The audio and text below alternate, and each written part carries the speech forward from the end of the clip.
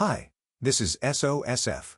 Alright, check this out. What if I told you that everything you've ever thought about UFOs, every late-night conspiracy theory, every grainy video, what if the core of it was not only real, but military pilots and intelligence officers just went under oath in front of the United States Congress and said it out loud? And what if I told you they brought receipts? Because that's what just happened. This is not some dude in a tinfoil hat broadcasting from his mom's basement anymore. This is happening now, in the open. For decades, it's been a big joke, right? Little green men, flying saucers, all that stuff. The government's official line has always been a condescending pat on the head and some nonsense about weather balloons or swamp gas. But while they were feeding us that, behind the scenes, a completely different conversation was taking place. A serious one. And now, the guys who were in those rooms, who saw things with their own eyes, are risking their careers, their reputations, everything, to come forward and tell us what they know. And man, it is wild. So, they had this hearing on UAP, unidentified aerial phenomena, transparency. That's the new fancy term for UFOs, by the way. UAP. It sounds more scientific, less goofy. But let's be real. We're talking about flying objects that we didn't build and we can't explain. And the testimony that came out of this hearing is just mind-blowing. We're talking about decorated military personnel. Guys who we trust to guard our nuclear weapons and fly our most advanced jets, describing things that defy the laws of physics as we know them. Let's just dive right into what these guys saw, because this is where it gets crazy. Picture this, Vandenberg Air Force Base. This isn't just some local airstrip, this is a major national security site. We launch spy satellites from there, test missiles. It's a place you don't mess with. But back in 2003, some weird stuff started happening. A guy named Jeffrey Nuzzatelli, who was a military police officer in the Air Force at the time, laid it all out. On October 14, 2003, some Boeing contractors working on the base saw something they couldn't explain.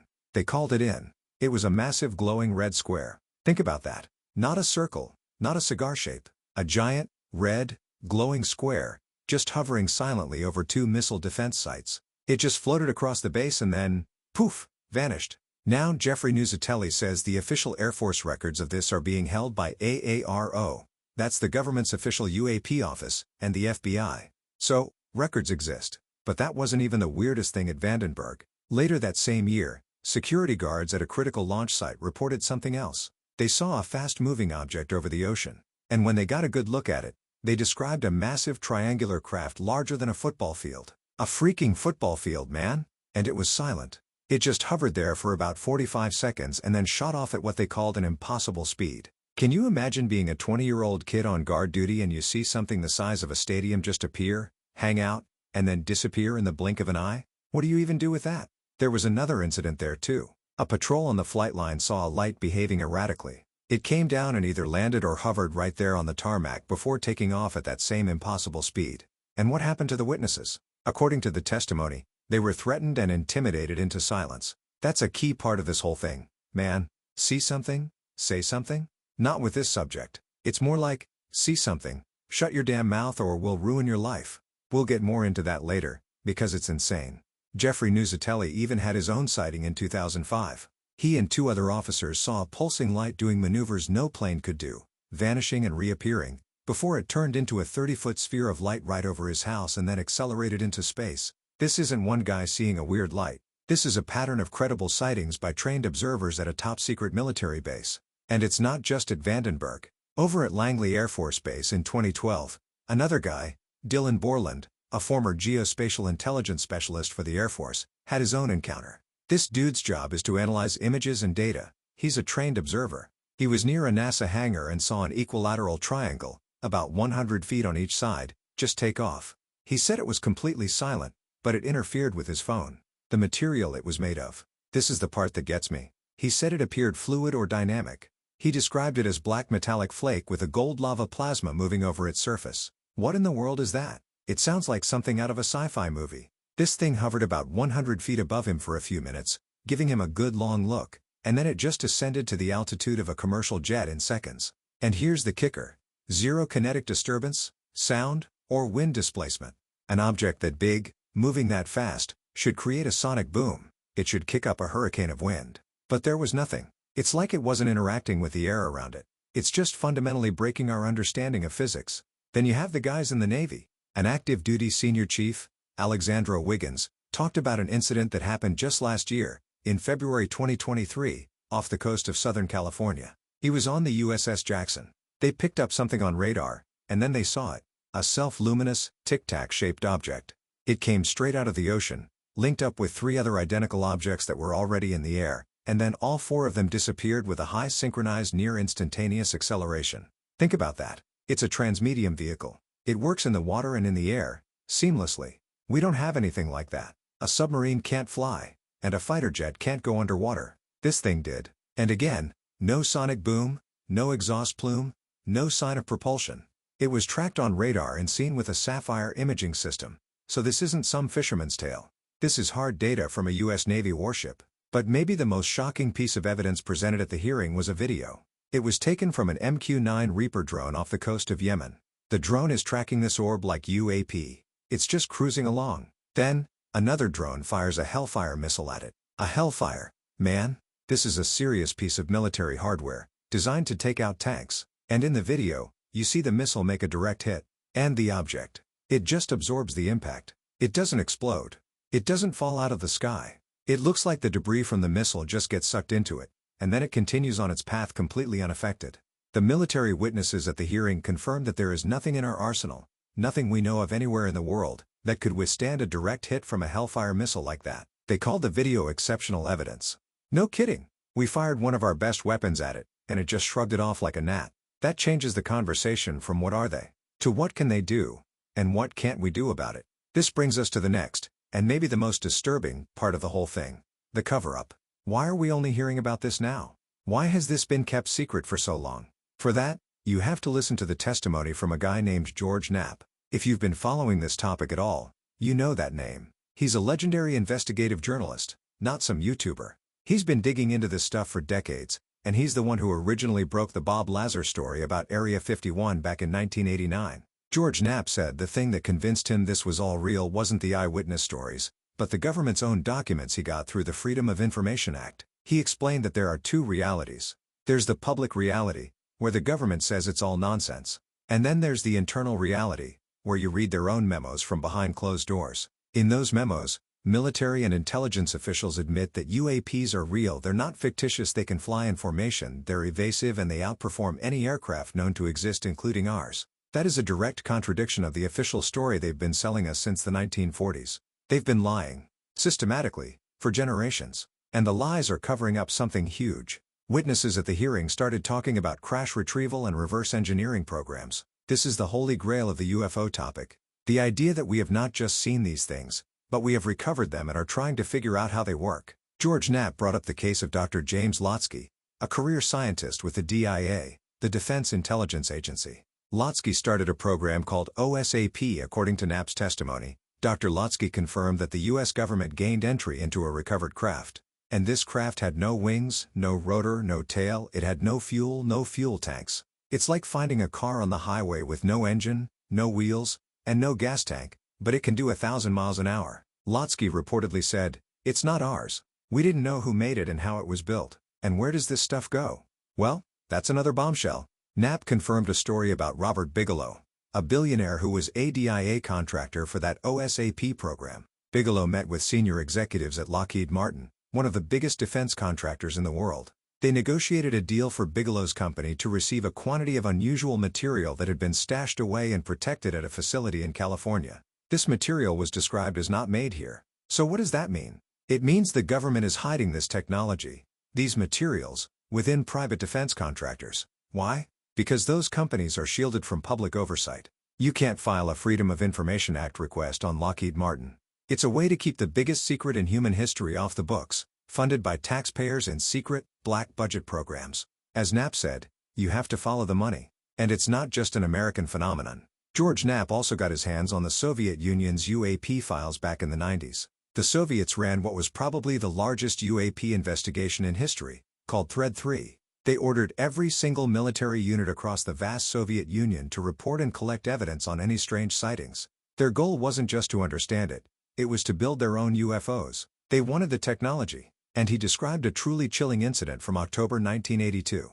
UAPs appeared over a Soviet ICBM base, a nuclear missile base. For 4 hours, these things performed impossible maneuvers over the silos. At the end of the display, The launch control codes for the nuclear missiles lit up. The missiles were activated for launch. The soldiers in the bunker couldn't shut the system down. They were powerless until the UAPs decided to leave. Then, and only then, did the system go back to normal. The investigators who looked at it concluded it wasn't a malfunction. It was a message. It was a demonstration of complete technological superiority. Someone, or something, was showing them that they could take control of our most powerful and terrifying weapons anytime they wanted. So, you have all these credible people seeing these incredible things. You have journalists and insiders pointing to secret programs. Why don't more people come forward? That's the darkest part of this story. The system isn't just broken, it's designed to punish and silence people. Dylan Borland, the intelligence specialist who saw the triangular craft at Langley, gave a detailed, heartbreaking account of the retaliation he's faced ever since he started talking. He testified that his professional career was deliberately obstructed. He's endured sustained reprisals from government agencies for over a decade. Think about what that means. He listed specific actions: medical malpractice by VA staff, denial of his work record, forging of employment documents, workplace harassment, manipulation of his security clearance, and being blacklisted from any job in the intelligence community. They tried to destroy his life. They tried to make him seem crazy, unreliable, and unemployable. Why would they go to such lengths? You don't do that to someone who saw a weather balloon. You do that to someone who knows a truth you are desperate to keep hidden. A representative from the Project on Government Oversight, POGO, a respected watchdog group, put it perfectly. Targeting whistleblowers creates a climate of fear and distrust. It sends a message to everyone else: if you talk, what happened to him will happen to you. And what about the official channels? The government, after years of pressure, finally set up an office to look into all this. The All-Domain Anomaly Resolution Office, or AARO. Sounds impressive, right? Well, according to the witnesses at this hearing, it's a complete joke. Worse, it might be part of the problem. George Knapp gave examples of legendary figures in this field who went to AARO with their stories. Men like Bob Salas, an ICBM launch officer who was there when UAPs shut down nuclear missiles at Malmstrom Air Force Base in the 60s. These are military heroes with documented, corroborated stories. They went to AARO, and they were completely dismissed. Knapp went so far as to say he believes AARO operated as a counterintelligence operation to get people to come in, tell their stories, and then discredit all of them. It's a Venus flytrap. They pretend to be the place to go. But once you're inside, they just use your testimony to discredit you and bury the truth deeper. Dylan Borland pointed out how they play these slick semantic games. AARO put out a public statement saying they found no scientific evidence of extraterrestrials. And technically, that's true.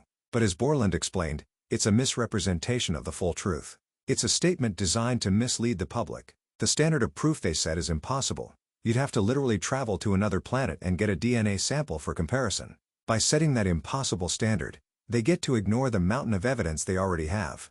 Credible testimony, radar data, videos, and even, according to some, recovered materials that show advanced technology not made by humans. So where does that leave us? You've got these objects that demonstrate capabilities that are, frankly, magical to us. Silent operation, transmedium travel, instantaneous acceleration, and the ability to withstand a hit from a Hellfire missile. They are flying with impunity over our most sensitive nuclear and military sites.